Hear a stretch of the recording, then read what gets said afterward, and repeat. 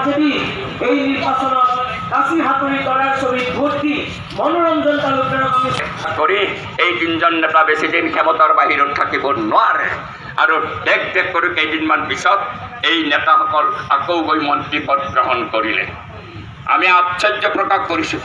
আজিও অগপৰ নেতা তেওঁলোকৰ সংগী ইংৰাজীটো ক'বই নোৱাৰে, অসমীয়াত দিছে।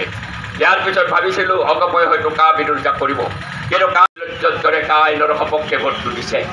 এনেকুৱা অগপ যি নিজে তৈয়াৰ কৰা অসম চুক্তি, যি চুক্তিত ৭১ চনত ২৫ মাৰ্চ সীমাৰেখা কৰা হৈছে, তাৰ পাছত অহা সকলো বিদেশীক চিহ্নিত কৰি বিতৰণ কৰাৰ কথা কোৱা হৈছে।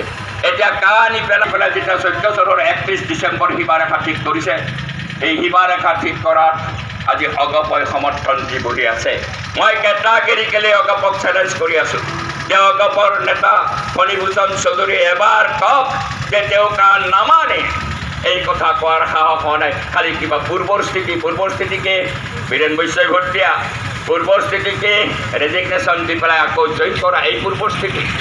আজি কা কথা সুধিলেই ডাঙৰ খাই উঠে আজি ফণীভূষণ চৌধুৰী। তেওঁলোকে অসম চুক্তিখন উচ্ছেদ কৰি দিলে বিজেপিৰ নেগুৰত পৰিণত হ'বলৈ গৈ তেওঁলোকে আজি অসম চুক্তিখন উচ্ছেদ। 10 বছৰত এই চৰকাৰখনে বাকী আৰু ফাঁকিৰ ৰাজনীতি কৰিলে। সকলো কথা তেওঁলোকে বাকীত ৰাখিলে আৰু ডাঙৰ ডাঙৰ প্ৰতিশ্ৰুতি দি বৃহৎ ফাঁকি তেওঁলোকে দিছে।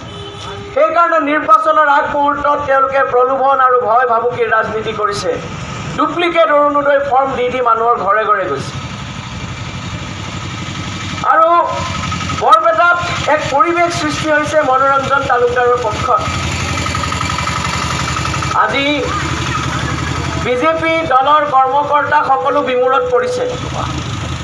বিজেপি দলৰ কৰ্মকৰ্তা সকলো বিমূৰত পৰিছে, কাৰণ যিগৰাকী প্ৰাৰ্থীৰ হৈ তেওঁলোকে প্ৰচাৰ চলাইছে, সেই প্ৰাৰ্থীগৰাকীয়ে দিল্লীত গৈ যে কিবা কথা ক'ব পাৰিব তাৰ ওপৰত সম্পূৰ্ণ সন্দেহ আছে, আৰু সন্দেহ নহয় নিশ্চিত যে তেওঁ তাত গৈ নিমাতী কইনা হৈ বহি থাকে।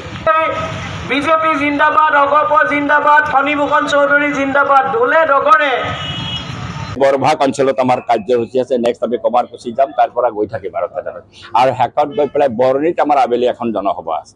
কালিৰ দিনটোত প্ৰদেশ কংগ্ৰেছৰ সভাপতি ভূপেন বৰাই আপোনাক উদ্দেশ্যি কেইবাটাও মন্তব্য কৰিছে।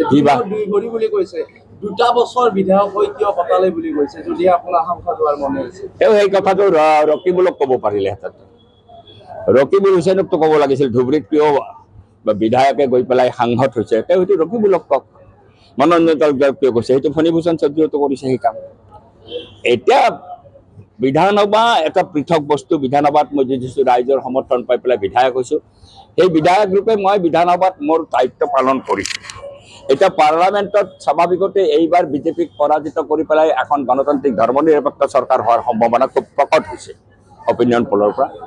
আজি যদি পাৰ্লামেণ্টত যাব পৰা যায়, আমাৰ অসমৰ জ্বলন্ত সমস্যা দীৰ্ঘদিন বঞ্চনা, এই বঞ্চনাৰ বিৰুদ্ধে যুঁজ কৰাৰ সুযোগটো বেছি পাম আমি। কাৰণ আপোনালোকে দেখিছে আমাৰ স্পেচিয়েল ষ্টেটাছ, ৰাজ্যখনৰ স্পেচিয়েল ষ্টেটাছ নৰেন্দ্ৰ মোদী অহাৰ পিছতে কাটি দিছে। দিয়াৰ ফলত ৰাজ্যখন ঋণগ্ৰস্ত হৈছে। কাৰণ আগতে স্পেচিয়েল ষ্টেটাছত আমি 90% অনুদান পাইছিলোঁ, 10% মাত্ৰ ৰাজ্যই খৰচ কৰিব লাগিছিল। এতিয়া সমুদায় যেতিয়া আমাৰ ঋণ হৈ যায়, আৰু ঋণে গৈ কি অৱস্থা পাইছে, ভয়ংকৰ এটা অৱস্থা যে 1,43,000 টকাৰ বাজেট আমি যেতিয়া গ্ৰহণ কৰিছোঁ, আমাৰ ঋণৰ পৰিমাণ হৈছে 1,51,000 কোটি টকা।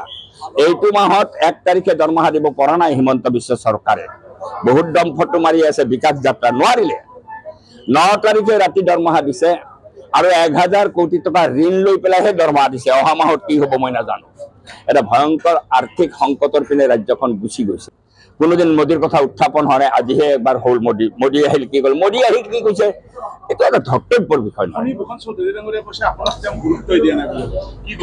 ভাল কথা, গুৰুত্ব নিদিয়ে যদি মোৰ নামটো উল্লেখ কৰিব নালাগে। তেওঁতো কৈ আছে 3 লাখত জিকিব, মই কৈছোঁ 3 লাখত জিকে যদি অলপ দেহাটোক আৰাম দে, দেহাটো যাতে কষ্ট নাপায়, মঞ্চতে যাতে টকনি যাব নালাগে, আৰাম দিয়ক, জিকিবই যেতিয়া 3 লাখত। মোক গুৰুত্ব দিয়ে নিদিয়ে ফণীভূষণৰ গুৰুত্বৰ ওপৰতো মই নিৰ্বাচন খেলা নাই।